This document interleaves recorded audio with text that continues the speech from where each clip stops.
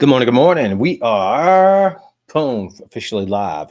What is good? Vernon Lee Brown representing On Your Happy, and we are talking today about everything's good and everything is all right. Bring you the positivity every single Monday through Friday, 8:45. Good morning and happy Friday to you, Agent Alba. I appreciate the support. Everything's good. Everything's all right. Just gonna dive into this. I've told the story before, but I got a message or I got a few messages yesterday, and it just seemed like it applies. Laura, what is popping? Thank you, thank you, thank you. Everything's good. Everything's all right. Dive into the story. I'll get into the whole break that down right after. This happened many, many, many hundred years ago. There was this king, and this king was the man. Everybody knew who this king was. I know it might start similar to another story I told about a king, but ride with me. What up? What's going on? And this king was the man. This king just really handled his business. And this king he was powerful, had so much. But what was really cool about this king is that he had this spiritual advisor, this major domo. But this advisor, he just trusted so much. And this guy knew everything about the king. He spent so much time together. Happy Friday. I appreciate the text. They spent so much time together.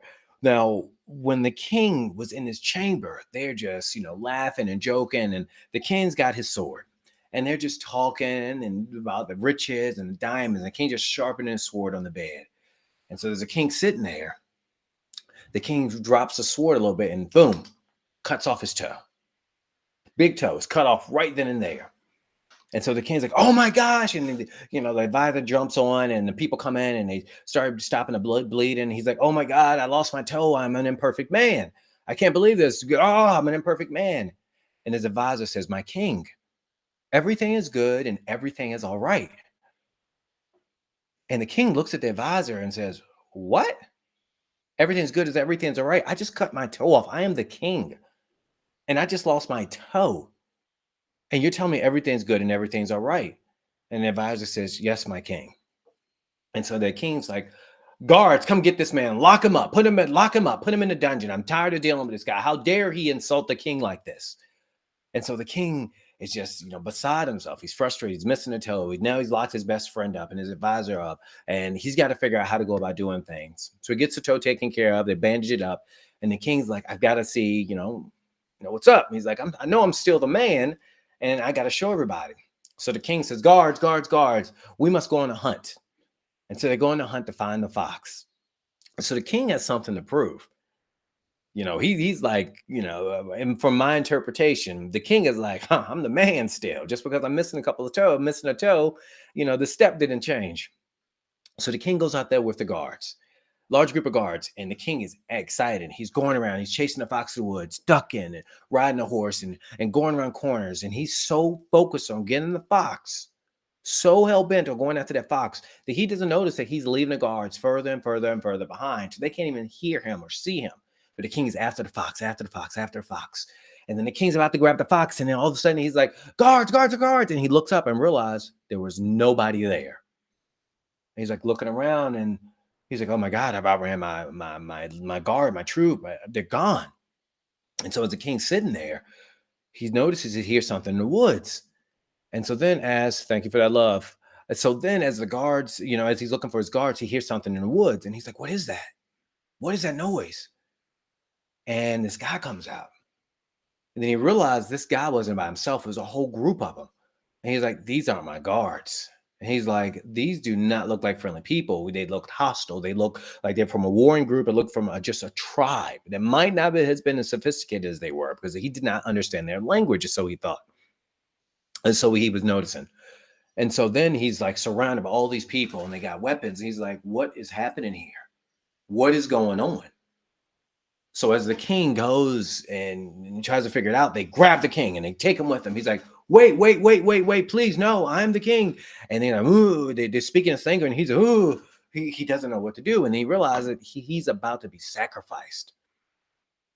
When they start taking off his clothes, he sees this pot with this boiling water and he sees this big celebration going on. He's like, they are about to eat me. I'm about to be sacrificed at the very least. I won't be living.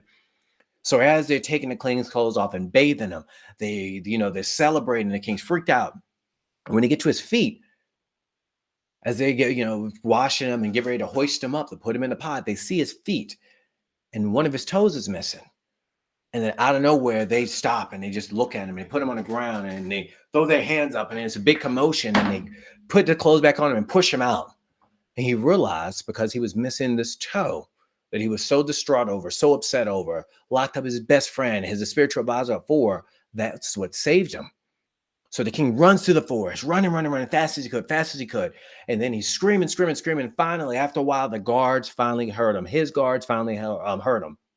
So they grab him and say, my king, my king, my king.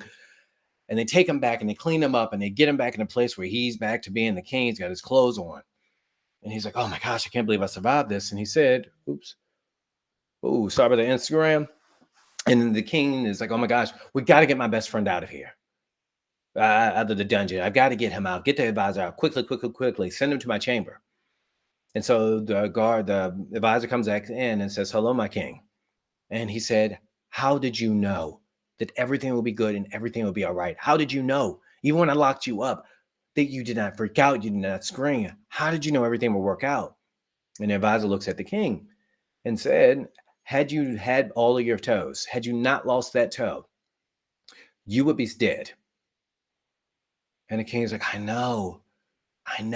But then he said, if I had been with you, we would have both been dead.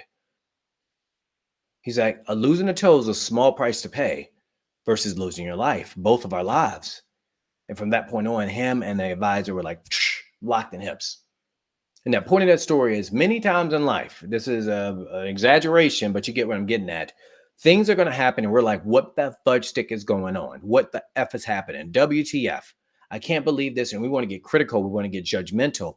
And then sometimes people could come to our aid. Maybe they could try to provide some sort of comfort, some sort of another perspective, and it will not align with what the current situation is because it doesn't make sense to us and we can get mean. But many times in life and how this plays out with patience, with you seeking wisdom, with you trying to understand what is, or with you trying to be idle and sometimes in wait and just see how situations play out, it can be some of the best things that can happen to you. And we forget things like this. I remember when I was younger and I had like some of the worst thing that's happened to me. I'm not going to get into that right now because I ain't got that much time. And I'm working with doing best to be brief about this. Got like maybe one more minute. I'm gonna ride with this. Just because I got my little buddy, he's giving me the look. I got to fix some breakfast before I get my day started. But when I sat back and I said, once I got through the emotion of what had happened, and then I kind of let things play out, it was the best thing that happened to me. The best. I was terrified to become a father. Terrified. I'm not saying this is the worst thing, but it was an interruption of how I lived my life. I know I wanted to be a father. I'm not going there, but you have all these thoughts, these doubts, these worries, these concerns. But it is amazing that when you play things out and you sit back and you look at things and say, all right, I think I know more than what I realize. What didn't I like when I was younger? But what did I like? And you create a plan. And fatherhood's been it has hands down been the saving grace for me in many ways, shape, and form. Again, another conversation we're here, but I had to give myself time to look at the situation and figure out how to be a better parent. I'm not one of those people who said, oh, I was a great parent from the beginning. And I'm not saying I'm a great parent. I'm just going for example of saying that I didn't think I was going to be the best parent, but I figured it out. I gave myself time. I read, I asked questions. And when we get to those places where we're in searching and we're trying to find meaning to why we're here, what could go better for us, how do we do that? It's important for you to talk. It's important for you to meditate, be with your creator in some way, shape, or form if you're believing. It could be that maybe you need to reach out to some people. Maybe you need to really sit back and let the newness of the situation wear off. But you got to give things some time before you see the good, the great out of it. Go out there this weekend. I want everybody to look at things, even the worst thing that could be happening for you in your life. Is it really the worst thing that is happening? Maybe your situation has changed in your life. Maybe you could have a breakup. Maybe it could be loss of a job. Maybe it could be a loss for whatever reason. Maybe you could be, I know I got a number of my clients who are sick right now. And it's like, oh, I can't get back to my pace. I can't get back to things. And I've been talking to a lot of people about this. Do you need to? Sometimes when we get sick or things just go differently, we have to adjust ourselves. It's not because it meant to break our lives apart, but maybe some things you were prioritizing before you got sick or before you were down or before you had an interruption didn't need to be a priority anymore. Maybe you were just doing it because you got comfortable doing it. And now is the time for you to really sit back and assess, does this fit anymore? Think about these things this weekend. Don't forget ownyourhappy.com/newsletter. Sign up because I am going to be taking this off of Facebook. We're going to be breaking this off of Facebook this week. And I got lots of different changes. You got to be part of the know to know. I'm going to see you all Monday on, what is that? That's going to be what, the unofficial New Year's Day. But I will see you then. Have a great weekend. Be safe. Keep it positive. Peace.